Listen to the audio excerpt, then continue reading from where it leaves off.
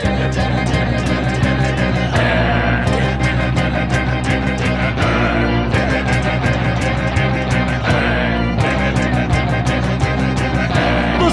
not a bat, he's a man who fights crime. And we're gonna watch him fight for a minute at a time. With John and Niall and a guest who doesn't rhyme. It's Bat Minutes!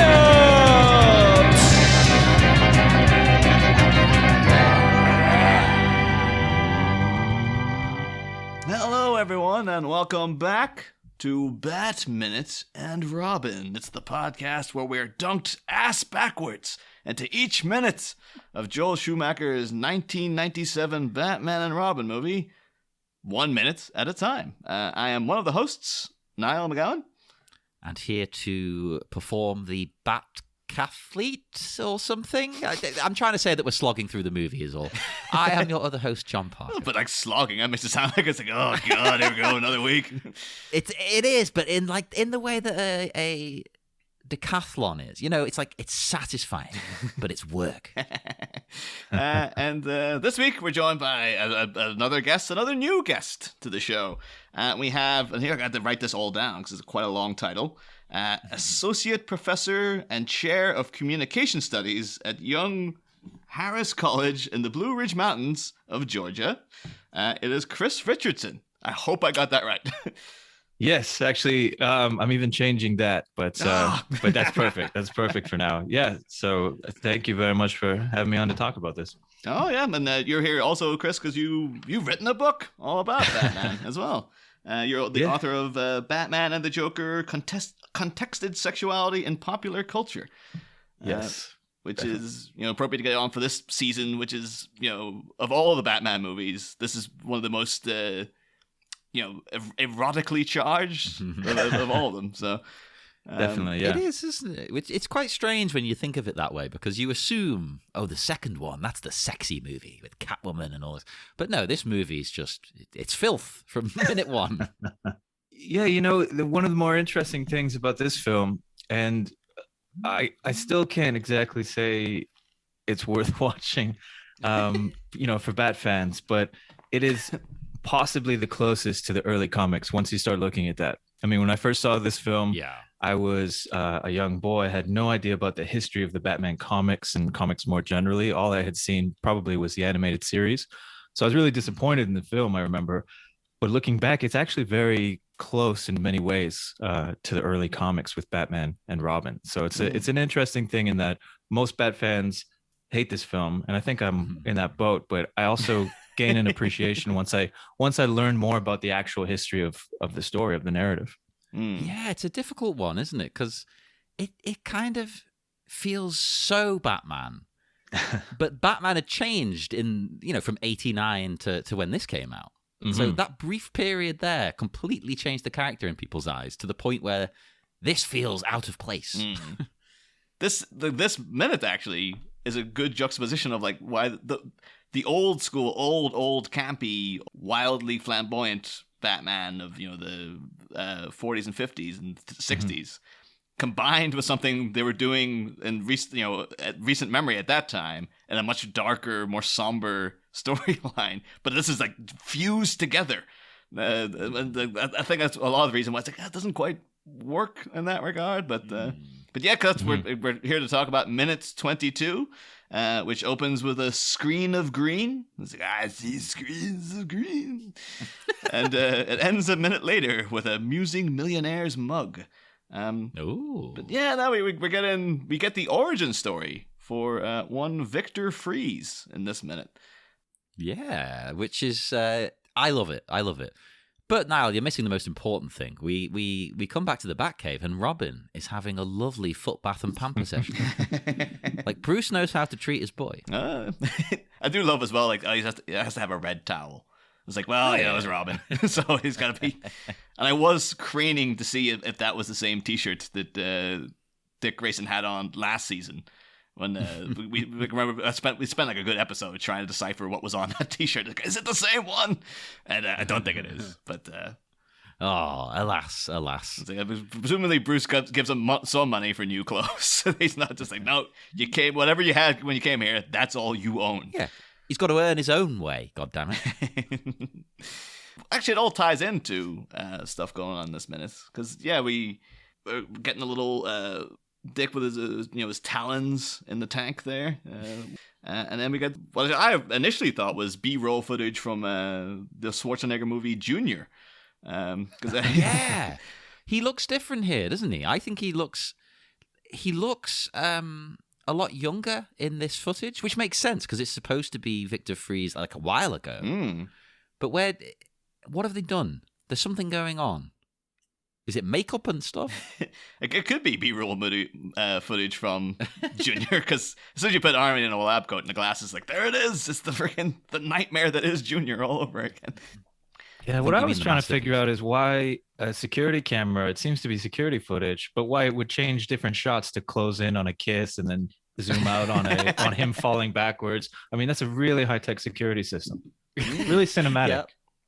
It's got a director and everything involved. It's crazy. It's wild. And AI is directing the footage.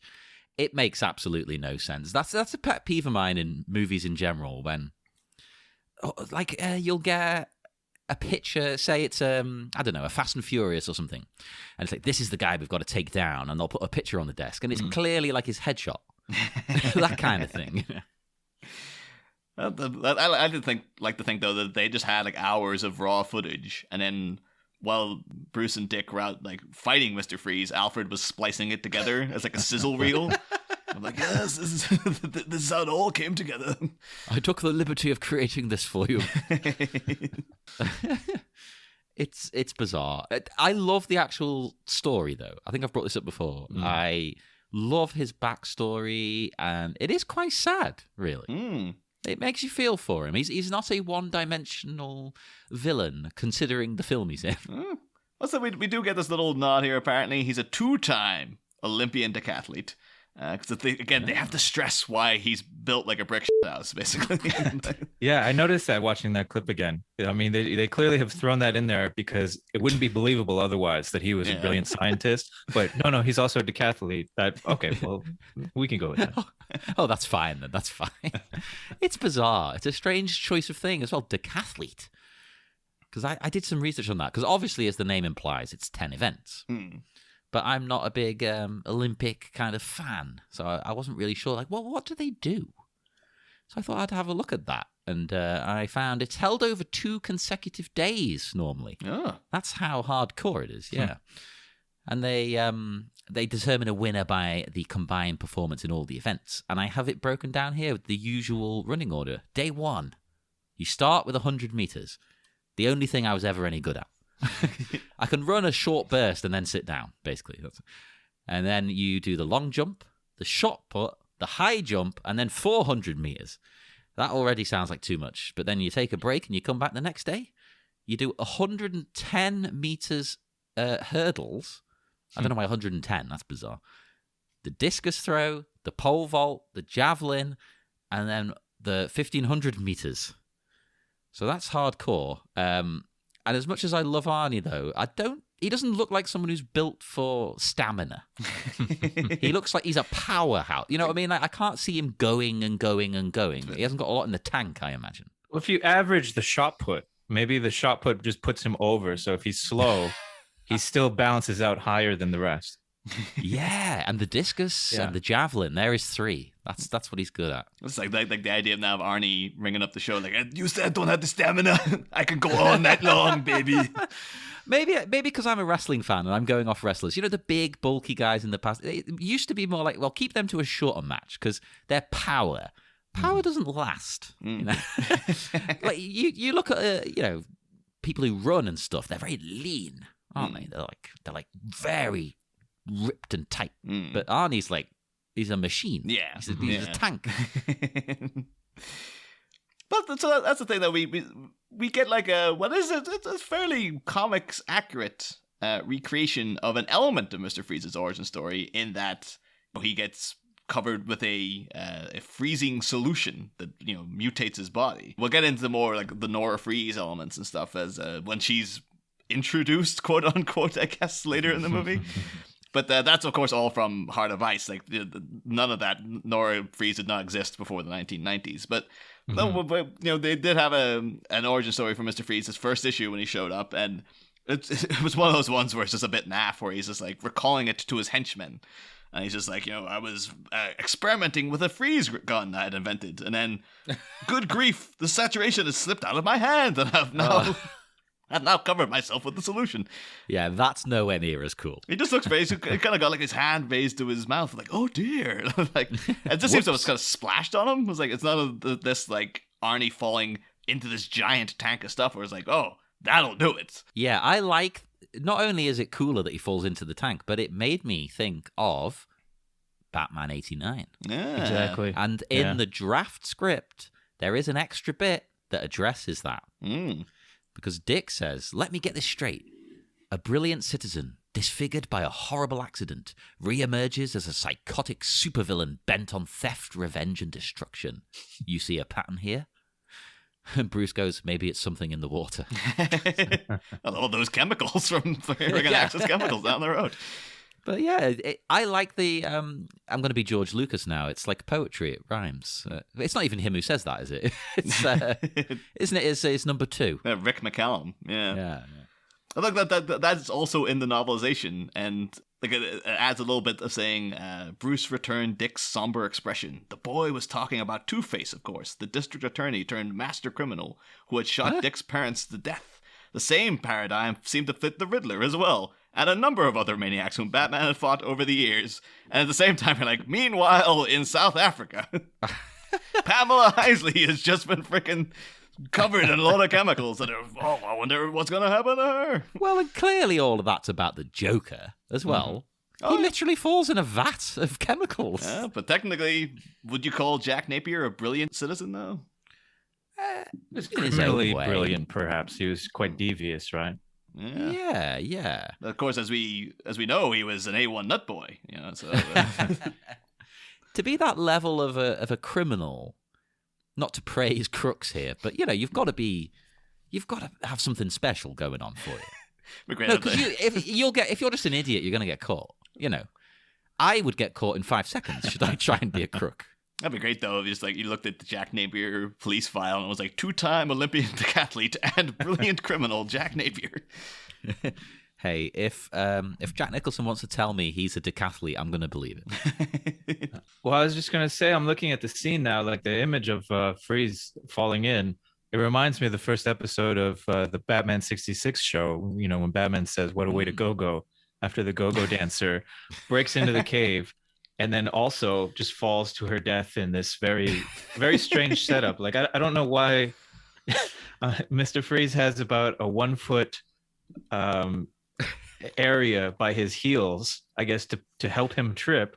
But there's just guardrails all along, except for where the vat of chemicals is behind him.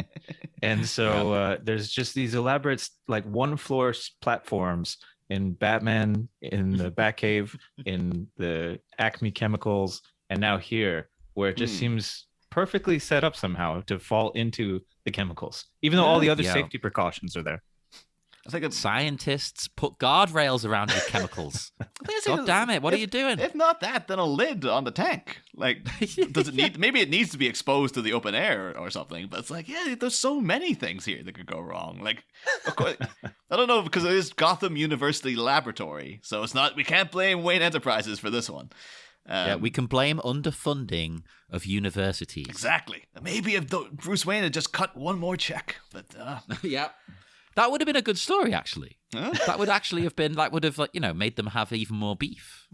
Well, that's actually a weird, and speaking about the 60 show, that is a weird twist that they do on it, because in the comic books, it's Mr. Freeze's, or Mr. Zero, as he's known then, it's his own fault. The end of Mr. Freeze's original story, or Mr. Zero's original story, Batman breaks a steam pipe, and the steam pipe actually cures him of being Mr. Freeze, basically.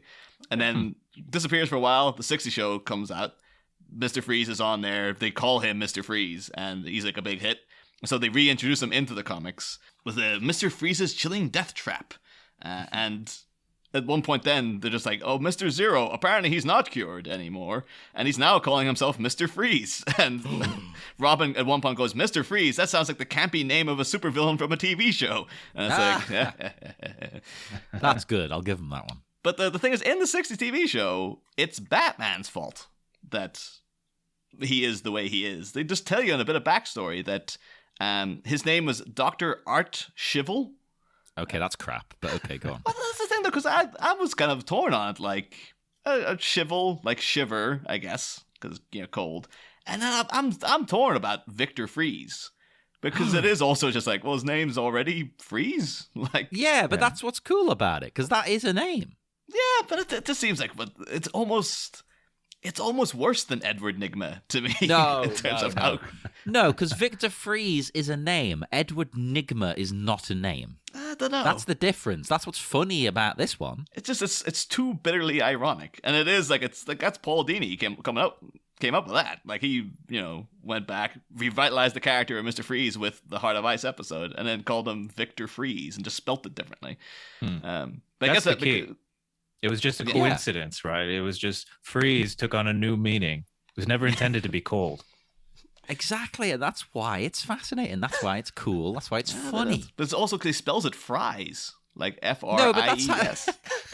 He's German. Freeze. Freeze is It's not German in the cartoon show where it comes from. So it is. No, but but that's why Arnie's an even better casting choice then. Mm-hmm. Like, I know he's not German, he's Austrian, but, close enough to us in England, it's fine. And in America. But it's an odd choice, though, and, like, because that 60 show doesn't give you any, like, backstory for, like, the Joker or anyone that, like, where that would be, like, oh, yeah, Batman is technically, classically responsible for the, the origin of the Joker, and that's not in the show. But then they do throw in, like, when they're talking about Mr. Freeze, Batman's like, oh, yes, that was a terrible mistake of mine. That, like, it was me who caused him to fall into these chemicals. And so he's out for revenge. And it's like, oh, so they've given him the Joker-Batman dynamic there. But it's with Mr. Freeze randomly. That works as well, though. It's a strange choice, as in to not do it for the Joker, but it works here. And it's... I do appreciate, though, they extrapolate upon it in the Heart of Ice episode with the animated origin with him. And actually, speaking of the Joker, it's actually the fault of the character Ferris Boyle in that cartoon as to why Mr. Freeze is the way he is. Like, he's... Boyle. Yeah, Ferris Boyle. Because he's the opposite of Mr. Freeze. He's his enemy. But yeah, he's Victor Freeze trying to save his wife. He's sort of using funds from the company to keep her in cryo freeze and stuff. And then an even more baffling bit of security footage that Batman just has to hand. You just see Ferris Boyle like marching into the room, giving that to Victor Freeze, and then kicking him full blown like a wrestling move into the chemicals that end up destroying him and nearly killing his wife and stuff. And apparently, I guess like nobody reported that or anything. Batman just said, "That's a good thing I saw this." Well, Batman spies on these security cameras, but he doesn't want to interfere. Yeah. He's no grass. But the reason I mentioned the Joker there, though, is that Ferris Boyle was the original role given to Mark Hamill in the show. He was initially cast just to play that part, and that at that point Tim Curry was the Joker, and then Mark Hamill came in, did his bits, and then eventually they kind of came back to him and were like, "Would you like to audition for the Joker too?" And he's like, "There's no way they're gonna give me that." And he came in and he did his Joker voice, kind of blew everyone out of the water, walked away going like, good luck, I'm just giving you the best Joker that you're never gonna cast. And then they got back to him and like, yeah, okay, you got the job. Good, it's good, because Mark Hamill didn't get his due. He was in the biggest film of all time as the lead, and didn't lead to that much really. Yeah, but it is just odd though that like, so we got like 3 people responsible for Mr. Freeze's condition. 1, Batman in the 60s show. 2, Ferris Boyle, which is kind of like the default version of it now. Like usually any other retelling of Mr. Freeze's origin will rope in Ferris Boyle. But then also, and I counted here, himself. Because it's just the lack of safety.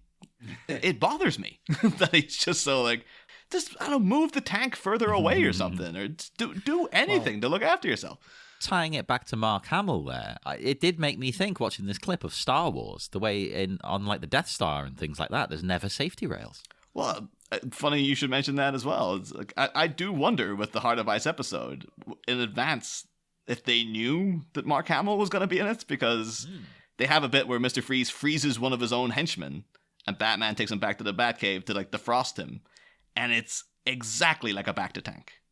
Like it just looks, the whole scenario is like, yeah, there's a guy floating in a big solution and he's got like a gas mask on or like a little oxygen mask, and Batman's blindfolded the guy, but beyond that, it's a Bacta-tank. And then later on in the same episode, Mr. Freeze has Batman dangling upside down from the roof with his feet frozen to the roof, and you're like, that's Empire Strikes Back as well. Like, what's... Well, see, Robin doesn't need a Bacta-tank. He just needs a nice towel and a footbath. And he's fine. He's fine then. I do like that detail. I do wonder, though, if that was a conscious decision. I actually asked, because we lucked out with Neil Gaiman there the other week. I asked Paul Dini on Twitter. It's like, ask him about this Victor Freeze name, why he went for that instead of Dr. Art Chivel, which I'm not that against, but it's not. You cut the difference between them. Victor Chivel, I think I would go for, because Art doesn't really sound like a cool. No, you're a fool. It's got to be Victor Freeze. Yeah. Did he they do know how to take care of themselves. I mean, that's the whole thing that physically looks like some of those early comics that now are just ridiculous when you look at it from our point of view today.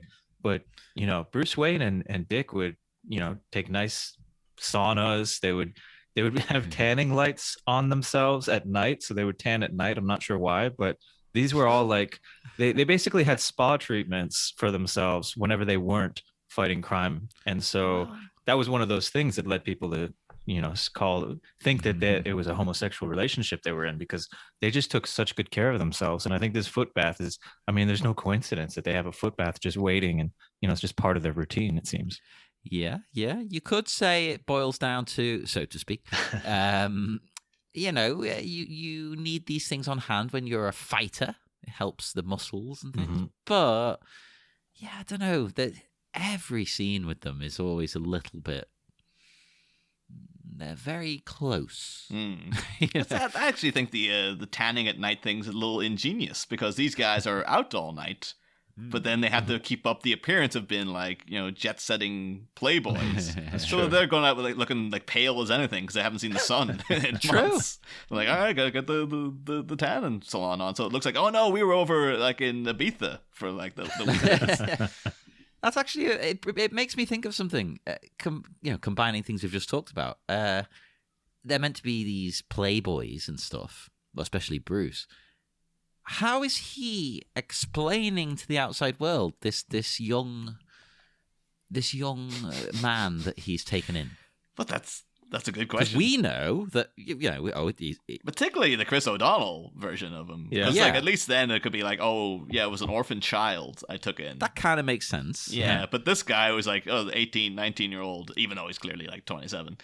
Like, this would, the tabloids of Gotham Beat would be out there going, it could be that Bruce Wayne has got a partner, but he ain't. They're keeping it secret. Like, yeah, because they're always like speculating, like, oh, Bruce, when are you gonna get married and all this kind of. It's like, and he's taken in a young man. Yeah, and it's like, oh, okay. You'd think the tabloids would be all over like, oh, this gossip Gertie about that. Like, that doctor's out the door, but the young Dick Grayson seems to be sticking around Wayne Manor.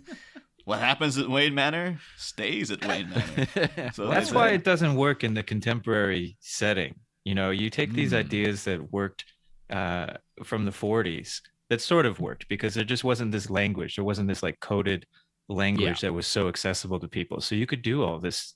And I don't think it was intentional at the time, but you can clearly do a queer reading of it, right? But now, you can't have a young man, a rich bachelor, can't have a young man staying with him. Both who, they're both handsome, they're both kind of mysterious. Yeah, it just doesn't work in the 90s or 2000s. Like, you're not going to be able to have that, like, oh, we didn't realize mentality that you might have easily passed in the 40s or 50s. Yeah, I can't think of anyone at all in the modern day who would take in a ward. It's a very old-fashioned thing to do. It kind of doesn't make any sense. And they should have maybe reworked it, like the reason they're together. It only just occurred to me though, like in looking at the minute here, because Victor Fries, much like Bruce Wayne, or the Michael Keaton version of, actually no, the Val Kilmer Bruce Wayne, and should note this minute is the first we see of uncowled George Clooney.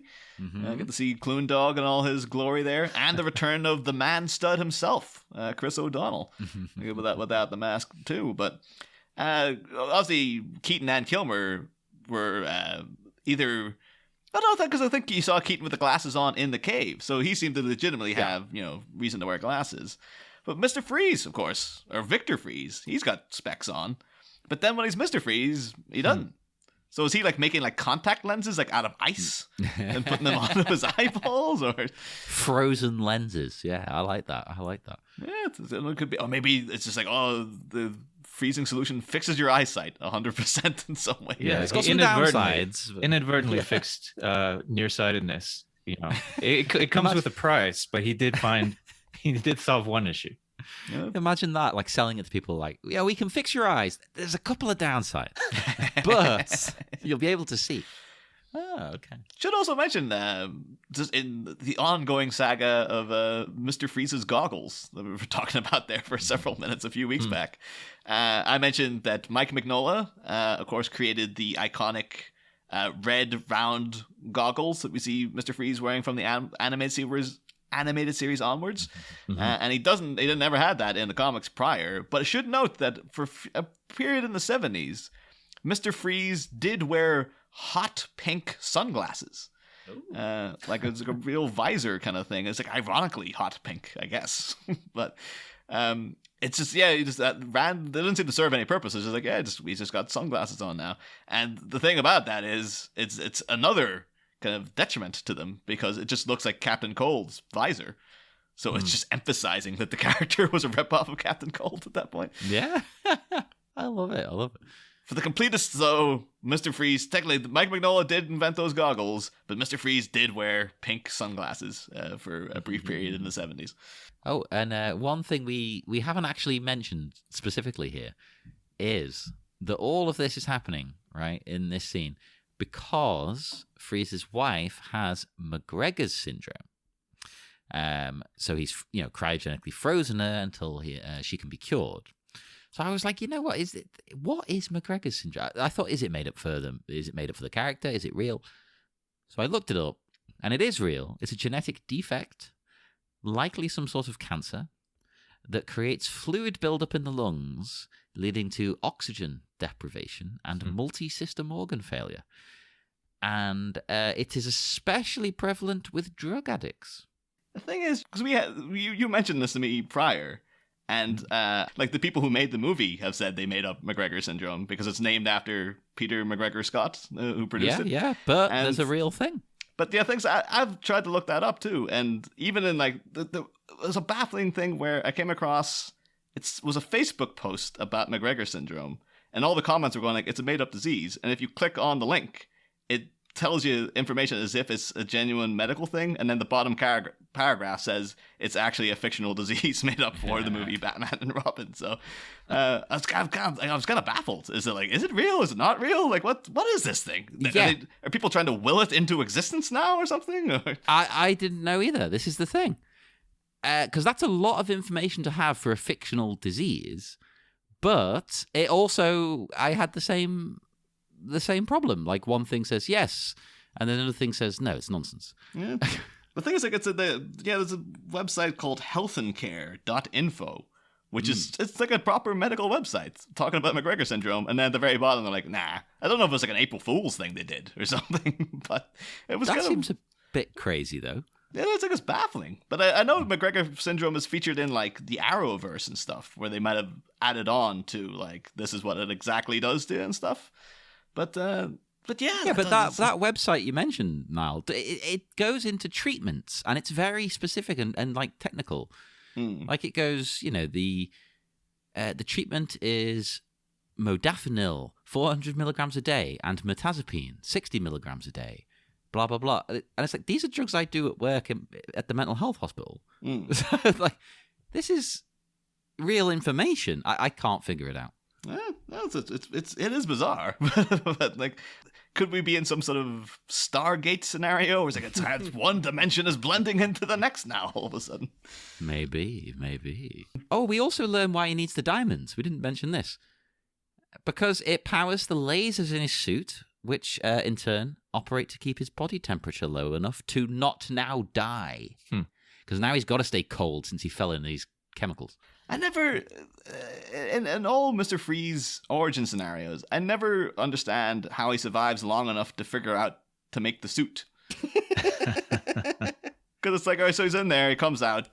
Actually, one thing we definitely didn't mention, we have to honorary shout out to the Arnie scream.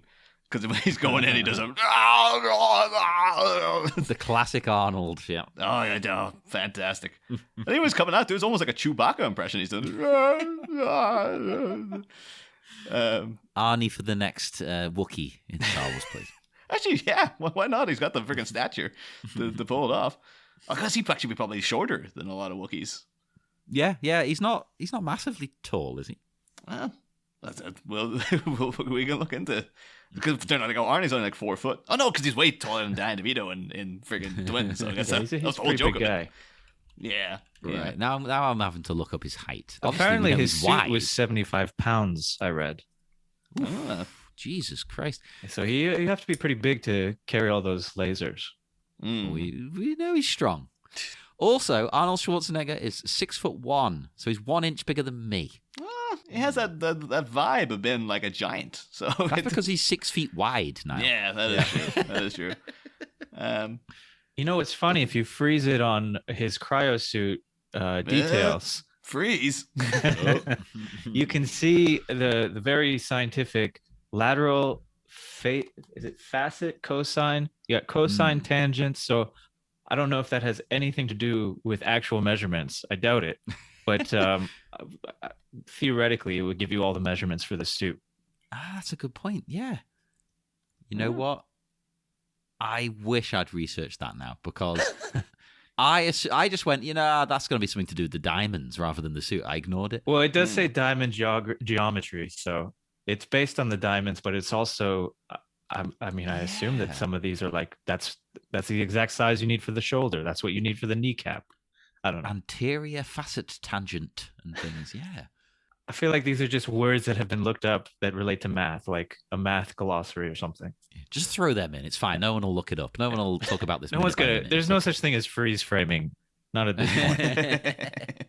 Hey, back when this was on VHS, if I tried to pause this, I wouldn't have been able to read any of this. It's one thing that really bugs me as well, and I don't know, maybe people say this a lot more, but like, so they're going through like the footage, and then at one point Bruce is like, and here's where everything goes north, and it shows you like the computer overwriting or exploding, or there's so much dry ice around for no goddamn reason. Like maybe it could be the moisture in the goddamn, because you've not put a lid on the tank, Victor. So of course moisture seeping into computers, of course it blows up. But just the way he says everything goes north, whereas it should be like where everything goes south, because that's the phrase. Well, it's not the next minute though. No, I think it's this minute. This minute covers the whole of Mr. Freeze's origins, I believe. Mm-hmm. Oh no, hang on. Yeah, ignore me. It's back in my notes. Yeah, I was going to ask the same question. Because why have they changed it? I was thinking maybe he's like, oh, because like the North Pole, but then the South Pole's cold. Yeah. It's just, maybe it's too much of a 90s thing. It's like when people started saying like, oh, I could care less. And it's like, that's only Americans though, and maybe Irish. I'm not going to let you off. No, but that's why we're talking about American characters here, so it is like it's just that thing of like, well, it's not that I could care less. It's like that's not supposed to be what you're saying though. You're supposed to be saying I couldn't care less because that's indicating that you don't care at all. But you say I could care less. It means that you do care. It's like, oh my god. So this is where everything goes north. It's like I've spun the phrase for no reason. Like it irritated me. My only thought was they are going like the North Pole, as you say. Completely forgetting that there's a South Pole that's just bloody freezing too. Why change it? And speaking of very, very 90s kind of things to say, then Dick comes in with, "That's gonna hurt." Constantly reminds me of the episode of Seinfeld where George keeps trying to go to see a movie about the Hindenburg crash because he's figured out there's a moment where everything goes really quiet in the cinema, and if you just shout, like, it's the perfect time to shout out, "That's gonna hurt," and everyone's gonna laugh at it. And then he goes to it, and some guy's got a laser pen, and he's getting all the laughs instead. Okay, that's fantastic. See, to me, it made me think of the pod race in The Phantom Menace. Ah, yeah. Because doesn't the commentator say that? He's like, "I don't care what universe you're from. That's gotta hurt." It's like, Jesus Christ, this isn't Star Wars. Look at it. It's very 90s, though. It was just like, it was the, Chris, you were in the 90s. Was this just the buzzword that everyone was saying over in America? I'm thinking that was, to some extent, like just a catchphrase that young boys would use. Mm-hmm. Yeah. I don't know what it's originally from, like in terms of popular culture, but it reminds me a little bit of, like cowabunga or these phrases that people would use for a time period, and that just identifies you as a young boy who watches a lot of TV. I feel like "That's gotta hurt" is one of them. The one I always do for Robin is like "radical." You can imagine him saying that at any moment. Yeah. He also legitimately said freaking cowabunga 10 minutes ago. Oh my God. But yeah. Has anyone got anything else for minutes 22 or anything else you want to bring up? Well, you know what interests me about this scene is that you have the three men. You have Alfred, you have Bruce, and you have Dick watching this unfold in their, little theater where there's a bat symbol between the screen. I assume that it opens and closes, although I don't see where it would. But to me, the interesting thing here is that you have these three men sort of trying to figure out. The way I read it, and maybe this is because I've been writing about Batman and sexuality for a year now.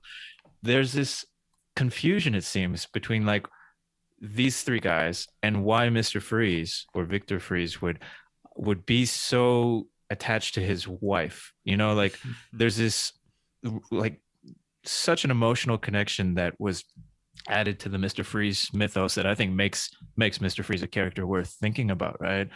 He has this deep love for his wife, and then you have these three basically adolescent. I think Alfred's the only one that could not be in an adolescent mindset, but he also has dedicated his life to these boys and doesn't seem to have a romantic bone in him, really, not when it comes to women.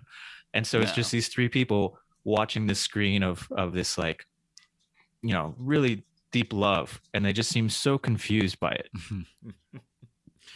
That's an excellent point. Yeah, they're very like they seem like they can't figure it out. Like, oh, well, why is he so bothered by this? It's kind of weird though that Mr. Freeze he works as a good dark mirror to Batman, as all good Batman films are designed to do, because he's a guy who can't get over. He can't let go of a loved one, like Bruce Wayne can't let go of the memories of his parents. Victor Freeze can't let Nora die. Like that's sort of the crux of his arc, and he pours all of his brilliance into trying to avenge her and make sure that he can turn into criminality to fund a campaign to cure her. And it's so kind of odd in that like George Clooney's approach to Batman was apparently like took Joel Schumacher aside, and when they were talking about when they were in the early stages of the script was saying like, no more flashbacks to his parents and stuff. Like, just like, he has to get over it now. He has to be. He keeps saying things like he has to stop being so selfish and just move on with things. It's like that's a bit harsh, And also shows the whole point of Batman is that he can't. I think that's the thing. It shows that George Clooney just didn't have an understanding of the character because he's like, oh, you just need to get over it. And it's like Batman is inherently kind of like almost psychotic in the fact that he cannot move past his grief and stuff. And and that's why he's so stunted, right? He can't make relationships with women. He can't connect with anyone because there's this he can't get over his parents. So obviously that's a big element. That's the element of Batman. But that's also I think why these people can't identify. Like there's just this gap between what they're seeing on the screen of this like true love with Freeze and Nora, and then what they've experienced, which is like just they're stuck in adolescence. Yeah. Bruce is permanently that child in the alleyway.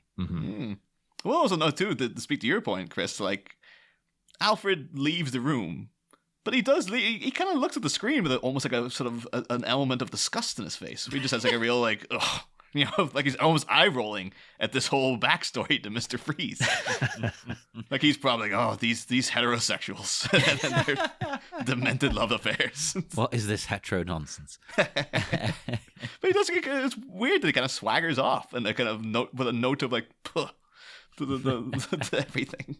Yeah, well, he's just, I don't know if he was, you know, I don't think Alfred stunted it like that, but he definitely has decided, you know, I'm not going to do that hetero dream of, you know, having a wife and, you know, having a family or whatever. He's dedicated himself to these young men, and these young men have no intention, it seems, of, you know, getting married and doing these kinds of things. And so I think Alfred, I don't know if Alfred regrets it. He's definitely, you know, thinking about his mortality. But yeah, the three of them clearly can't. They're just looking at the screen on some level, just confused, I think, or just missing a big moment, like the emotional connection. Confused like we are watching the film. Definitely. So we will head off into the dark, dark night once more, listeners. Would our wonderful, wonderful guest, Chris, like to tell people where you can be found online or promote something that they can look up? Sure, yeah. Well, I mean, I have been actually changing what I've been doing a little bit. I've been teaching at a college for a long time, and now I'm working as an instructional designer. I've kind of gone behind the scenes and I'm changing a little bit, but you can definitely find me and my work. I would just say Google Batman and the Joker contested sexuality in popular culture. There's also a podcast that I've been doing that's been on the back burner a little bit called This Is Not a Pipe podcast.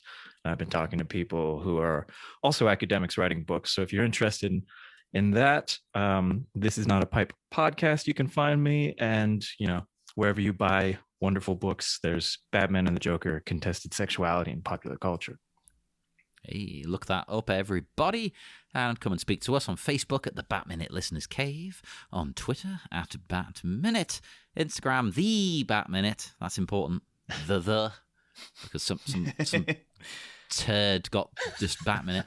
And doesn't like to think whoever it is still sitting back with a big cigar going, one day they'll come crawling. And also check out our network, Sleepy Charlie Media's Patreon, where you can get wonderful bonus episodes for very little $1.